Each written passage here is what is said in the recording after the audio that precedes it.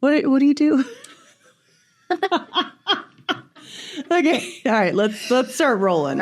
This is The Naturalist. In every episode, we're covering the products, ideas, and trends that are shaping the CPG industry. Or that we just really like. Saying this. The Naturalist. The Naturalist. We love to sing on The Naturalist. I don't think anyone else loves it, but we're not clapping, we're singing. Hi, Jenna. Hi, Adrienne. So nice to have you here. Thank you so much for having me. Welcome to our podcast. I know, we were just saying we love this space. It's so soft. It's good. So, I do keep thinking, like, we need to decorate. We need to put some posters, like Bon Jovi. Fresh fruit? I'm just kidding. This is the first thing that came to mind. Some fresh fruit. Let's date ourselves. Can we date ourselves even more? No. That pretty much did it for me. I could have said the Bengals. So I'm so excited for you to be here with me today. Jessica couldn't come, but it's even more exciting because you're here. I'll do my best. Jessica, we love you. We love you, Jessica. We miss you. But Jenna Fitch, of course, you all know and love her already. She is the beloved senior conference content director. Oh, yeah. Did I get that right? It's perfect. Dang, good. I don't even know my own title.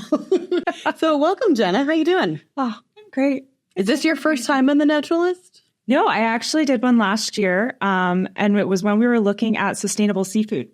So it was post-Expo West. We did some education recaps of some of the stuff I was most excited about from the show and just get to talk through some of it. Because if anyone couldn't be there on site at the session, because there's just a few things happening at Expo West. So we had it recorded and we got to talk about it. So, well, I'm glad you brought up Expo West because something big happened yesterday, recently? Today. What was it?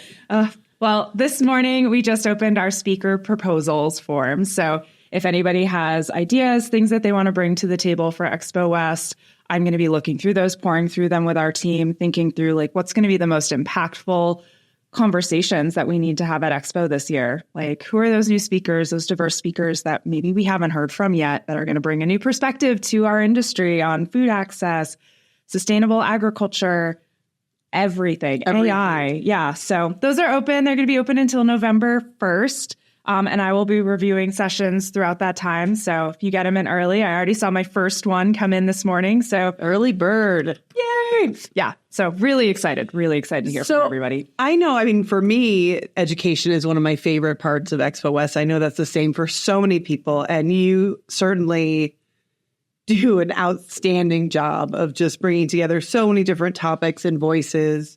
How many sessions do you typically have for education at Expo West? It ranges. A million? Yeah, it feels like a million. Million and one, actually. We'll probably have about 20 different breakout sessions at Expo West this year. And then in addition to that, we'll have a full day of climate day programming on Tuesday. We've got Natural Products Business School. Definitely a highlight. Especially right now, we've got teammates in Florida. We've got teammates in Boise. So whether, hurricanes, fires, I'm just like, we feel for everybody. So it's hitting very close to home. So we'll be talking a lot about that. And I just heard Jane Fonda was on a podcast the other day that I love. And they were asking her, like, how do you keep doing all this? And she's like, well, I'm not necessarily going to say I'm optimistic, but I'm hopeful. Like, I'm really hopeful. I surround myself with people that are doing good work every day. And this group, the Climate Collaborative, Climate Day, like, it's hard not to feel hopeful about our future and the way that food is positively impacting the world. So very excited about that. I'm glad you did a shout out to Jane Fonda. She's amazing. I love her. But yeah, so we'll have that. We'll have business school. We're going to extend the program for business school this year so we get more content in. Do you have a focus theme for business school for this year, or is it just still touching on a lot of different themes that will help CPGs and entrepreneurs? Sorry. Yeah. Couldn't find the word. Do better business? I would say there's a couple things that are showing up. One, conversations I've been having with a lot of our brand leaders leading up to Expo West have been around purpose-driven business. So really helping brands to figure out how they scale with purpose, build it in, and continue to do that. Especially as we see acquisitions continue within the industry. How do we maintain that? Like, we're not greenwashing, like we're legitimately building it into our supply network and everyone we're working with. So that'll be something that I hope we lean into. Also, we were talking about this earlier, profitability. Yeah. cash is tight. We know cash is king and cash is tight right now. We're still trying to watch what the Fed's doing with interest rates. It's kind of a wild place to be right now. I was actually just looking at, let me make sure I get this right. It was Rachel Hirsch. We were just talking about, she's the managing partner at Wellness Growth Ventures. And she said it on LinkedIn last week. The conversation around profitability has intensified, marking a sharp departure from the previous growth at all costs mindset. So I think that's what we're trying to do. We're really working with partners. I mean, we've heard it from like Elliot Began at TIG, profitability, make sure your margins look great. Like, investors aren't just looking for overall revenue, for your yearly revenue. Like, they want to know that you have a solid business and you're going to succeed. So we'll try and lean into that as well. You were talking about that earlier too, that business fundamentals piece, which that's it, right? Yep. I was thinking about, just to give like a shameless plug to newhope.com content, Doug Brown, our senior retail reporter, wrote a great article at the end of last month about investors seeking business fundamentals. And he was talking about that as well. He talked to a ton of brands, investors to get sources for that article. And that was it. It was focusing on business fundamentals, customer growth, profitability. And a lot of brands, of course, are still focusing on those DTC sales. So business school, great. Or what else is on the agenda? What are some of the hot topics that you think people are going to be wanting to hear about at Expo West? Okay, if you want my list, I have so many things I'm really excited about. So one of them, and this has been a personal space for me to learn because I am the Black Mirror side of everything. Like, I look at that. All right, like, I can't wait for this. Everything makes me nervous a little, just looking at the ethics of things. So we were talking about AI. We just had big topic. One of our, I guess we haven't fully announced it, but maybe we'll give everybody a spoiler? Like a sneak peek. Ooh. Yeah. So Mitch Mitchum and the Hive Collective are going to speak at Natural Products Expo West this year. He is an AI expert, but he trained at Second City. He's focused on human connections and creativity and how to use these tools to really lean into who we are and get back to each other and use them for, he made it very clear in our training that we did internally that like these efficiencies, these things are not meant to create more work for you or to pile on more. It's meant to get you back to your family, like back to your home, to focus on the things that like we do best. So I really like that point that he made too, because we had this great kind of editorial training with him, and he said, somebody said, well, aren't you worried, he's going to take jobs from creatives and he's going to take jobs from editors? He said, no, what we need to really learn is how to use AI and technology to take those mundane tasks, those, folding laundry kind of workday tasks. That's draining your soul. I don't know if now. AI can currently fold my laundry, but I have high hopes. I have high hopes. So that will free up our time and energy, not only for our families and for our, lives, but also to do those truly creative products, to do those things that are fun, that we love, that inspire us, that really the brainstormings and the creativity. So I really loved the perspective with which he was looking at that. Yeah. And we'll talk more about it in NFM, right? Oh, yeah. Yes. Thank you. The winter NFM issue is coming out in late October, early November, so really soon.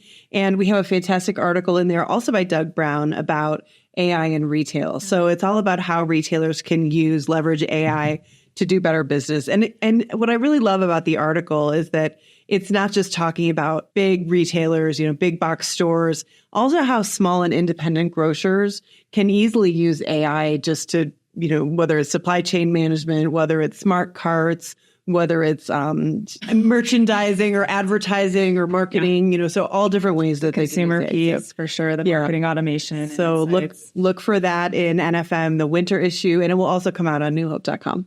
I'm still thinking back to NBJ Summit. Maybe it was a year or two ago when we were talking about AI, and there was literally memes circulating amongst all of us with like the Terminator. So there's like that. That's future. Exactly what we all think about. Yes. And I am determined that we as an industry can foster responsible use of this technology to make our lives better and not have that dystopian future. So that will be our goal. Something to hope for. Yes. So we'll cover that. We'd love to hear what everybody thinks about it too and how you're using it. Like, I'm so excited to learn more.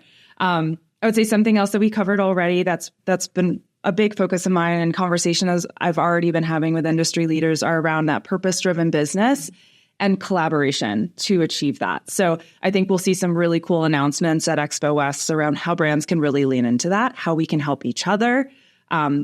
we cannot do this alone. I have to remind myself that there's 8 billion people on the planet right now. Like, the responsibility to take care of each other in communities is not on one of us. There's 8 billion of us. Like, we can do this together. So, and just in its, and I mean, I know collaboration obviously extends far beyond this, but I always get super excited at Expo when I see all the brands collaborating. I mean, I love that. That's one of my favorite things. And it's more and more and more every time. So, it could be from this level and all the way up the supply chain, which I think is so great.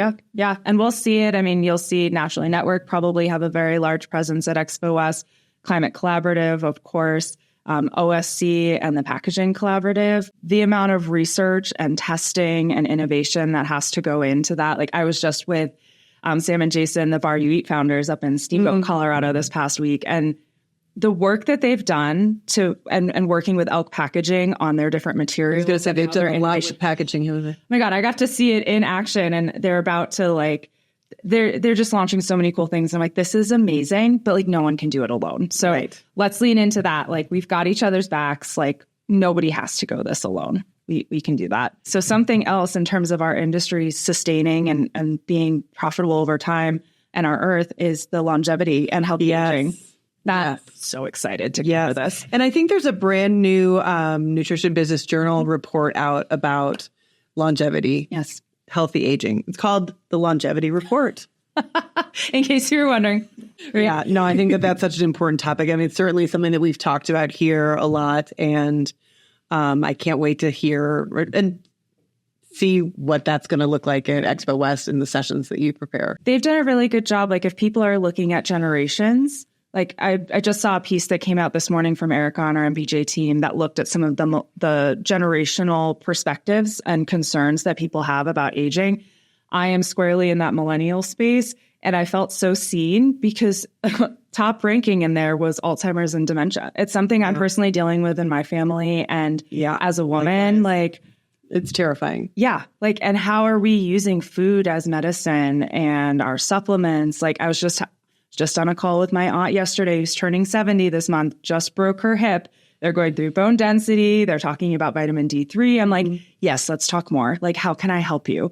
Like, it's happening. Yeah. It's so relevant to all of us. And I want to lean in on that too and help as many people as we can. One thing I think that's been really interesting just on, taking a broad look at this is just how mainstream this conversation has become. I mean, I think less than a year ago, we were talking about health span is the new lifespan. And, this is what it means. And and all of a sudden you open any article on aging in the media and it's all about health span. And, those terms have really gone mainstream in very little time in those concepts. And I think that that's great. I mean, the more people that pay attention to this, the better. I think too, leaning into the women's related research, I feel we're not small men. How many times have you heard that? I don't know if anyone had a chance to tune into this back in March of this year, but Maria Shriver, who's co-founded a company called Mosh, she and Dr. Jill Biden led an announcement at the White House about $100 million in federal funding that's going into women's research. So diseases and conditions that are either only affect women, that most likely lean towards impacting women, or they impact women differently than men, like menopause. I just read a book that dealt with perimenopause, and I'm just like, wait, why haven't we talked about this before? So I think we're seeing a shift. I mean, Andrea Donsky, who we work with, she has a brand that's out that's focused on women's health and aging and how to manage this. We had Menowell was on a panel last year talking about women's health.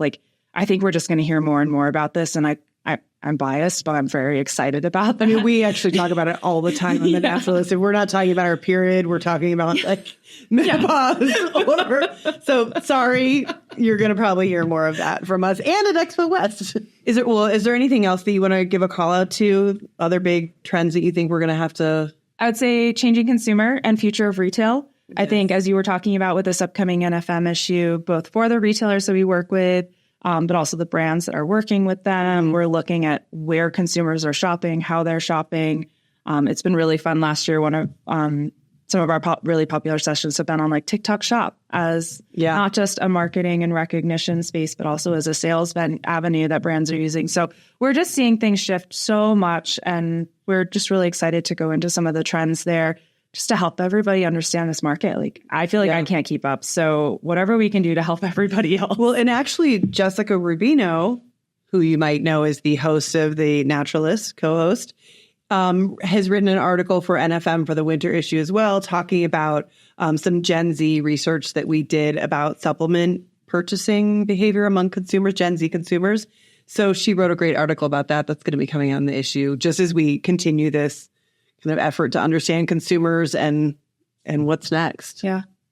Okay, I have one more, and this is like a labor of love and something I'm very passionate about. I also say we won't have an Expo West that won't be talking about regenerative and organic agriculture. Yes. So, I mean, as we talked about natural disasters, as we talked about nutrition deficiencies, I think these practices are going to be more and more important. So we'll definitely lean into that. We're seeing, I mean, there's a portfolio of research that's coming out around nutrition density, soil health, toxicity and everything. I mean, we've got biodiversity loss. Like there's just so much happening. So it's something I care deeply about. And I hope other people do too, especially in their supply ecosystem and when they're working with their farmers and suppliers and land use.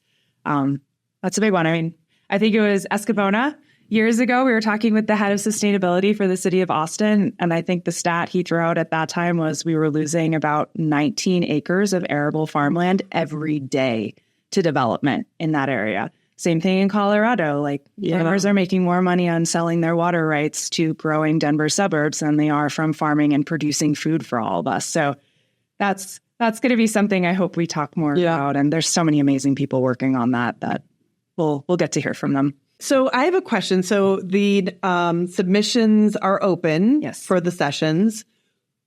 Just in a couple minutes, like, what are you looking for? What really catches your eye from a submission? Yeah. You know, I have a panel idea and I want to present it to you. How do I get your attention, or how do I? Yeah. I would say these topics that we've talked about are definitely going to be top of mind for us. So we're looking at like who's covering this, like who's got some interesting insights or data on this, or is doing some really cool, innovative work at the brand level or retail level, distribution, et cetera. I would also say, like, as I'm looking at the progression of where we learn and how we learn over time, like you can get a lot of things in a YouTube tutorial, like some of those specific, like fifth grade math, what I just discovered. Long division, what? This summer, it was really helpful. I'm so glad. I might need to do that. But yeah, like you can get a lot of things. Like if you're trying to understand your P&L, is that something that you can go through and do a tutorial online? Like if you're trying to understand, how do I get this organic certification? I've actually talked to, I think it was White Buffalo Land Trust. Like they've been using AI to help them start to build out some of their certification documentation. I want to get people thinking. Like, what do we need to know? Like, what's coming? Like, we're at this crazy crux in our human history where it's a hard time. There's a lot of global ill-ease and things happening. Like, what's gonna help this industry thrive and survive? Like, what's gonna be that thing that somebody takes away from your session and is like, I can't believe I didn't think of that. I have to bring this to my CEO, or I need to bring this back to my company. Like, I don't even know how to act on this, but like, I just met 5 people that are going to be my allies and they're going to help me with this. Like, just what's going to get us to that point where we feel like this industry, I mean, we have a lot of clout. Like, we are a big industry. People care about healthy foods.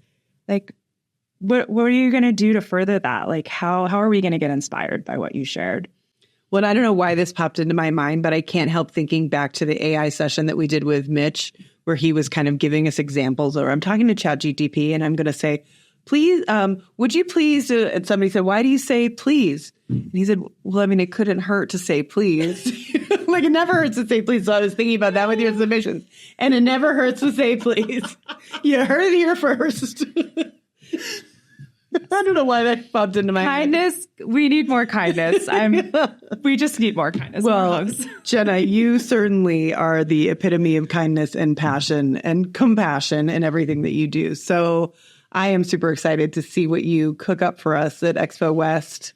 Count on me to support you wherever you need. I might even submit my own sessions. Ooh. Is it poor form if I decline one of her submissions? No. Yes, it is actually. We're gonna build some good stuff. I'm excited. I can't wait. As someone who has a public school teacher as their mother. Oh, my mom too. Isn't it crazy that we ended up in this space? She was always like, I want you to be a teacher. And I was like, oh no, I will get destroyed in the classroom. Now I kind of regret it because the summers. But yeah, I would get destroyed. But like now we get to create curriculums and like design. I want to give a shout out to Elizabeth Candelario from Mad Agriculture. And you have those existential moments and you're like, what am I doing? Like, how am I helping the world? Like, what else can I do? And she was like, no, Jenna, like, this is your canvas. Imagine everything that you're doing at work, whether it's for newhope.com or at your business at home. This is your canvas. You get to create what you want. Like, this is your masterpiece, your artwork. Like, do with it as you need to and as you feel like the world needs. So, I certainly think of that as your gift too. I mean, the way that you put people together for these sessions and these events and bringing people together in a room, it's inspiring. So we need each other. We got this. We got this. Oh, don't forget, Maddie, I'm not going to forget this time. Rate and subscribe to the vodcast. Rate and subscribe. Do it. Old dog, new tricks. It's hard. It's fine. We'll learn. All right.